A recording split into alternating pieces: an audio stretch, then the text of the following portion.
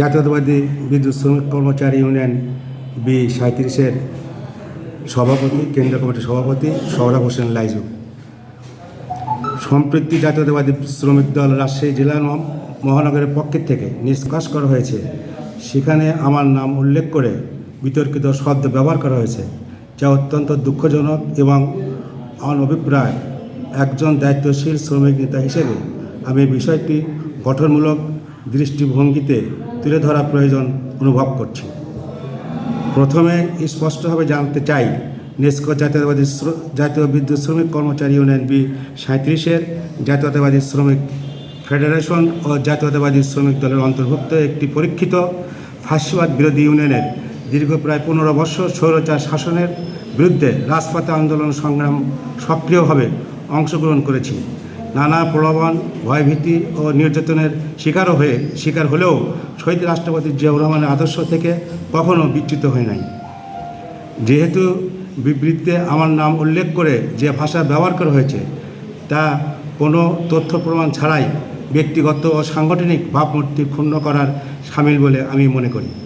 গঠনমূলক রাজনীতিতে এমন অস্পষ্ট অপমান করার শব্দাচরণ পরিহার করা প্রত্যাশিত। বিবৃতিতে বলা হয়েছে, নির্বাচনের জন্য ভোটের তালিকা যথাযথ কর্তৃপক্ষের নিকট পাঠানোর বিষয়ে নেসকো কর্তৃপক্ষের সঙ্গে আলোচনা হয়েছে, কিন্তু এখানে কোনো নির্বাচন, কোনো ভোটার তালিকা এবং কোনো কর্তৃপক্ষর সেই বিষয়ে কোনো স্পষ্টতা ব্যাখ্যা নেই। বিষয়টি পরিষ্কার না হওয়া শ্রমিকদের মাঝে বিভ্রান্ত সৃষ্টি হয়েছে, যা কাম্য নয়। অন্যদিকে 14 ডিসেম্বর নেসকোর প্রধান কার্যালয়ে যে ঘটনাটি ঘটেছে সে বিষয়ে আমার কাছে বিভিন্ন তথ্য রয়েছে। ওই দিনেই রাজশাহী জেলা মহানগর শ্রমিক দলের কয়েকজন নেতা নেসকোর প্রশাসন বিভাগের নিয়োগ সংক্রান্ত দাবি উত্থাপন করেন। এ সময় তাদের সঙ্গে নেসকোর বিদ্যুৎ শ্রমিক লীগের উপদেষ্টা, কেন্দ্রীয় নেতা, সম্পাদক সহ একাধিক পদাধিকার নেতা উপস্থিত ছিলেন, যারা দীর্ঘদিন ধরে আওয়ামী শ্রমিক রাজনীতির সঙ্গে সম্পৃক্ত। সংশ্লিষ্ট কমিটির তালিকায় আমাদের নিকট সংরক্ষিত রয়েছে।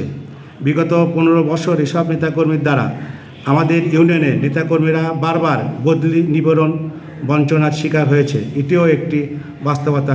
এমনকি বৈষম্য বিরোধী ছাত্র আন্দোলনের দমনে, অর্থায়নে অভিযোগ সম্পর্কেও আমাদের কাছে তথ্য আছে, যা প্রয়োজনীয় যথাযথ ফরমের উপস্থাপন করা যাবে।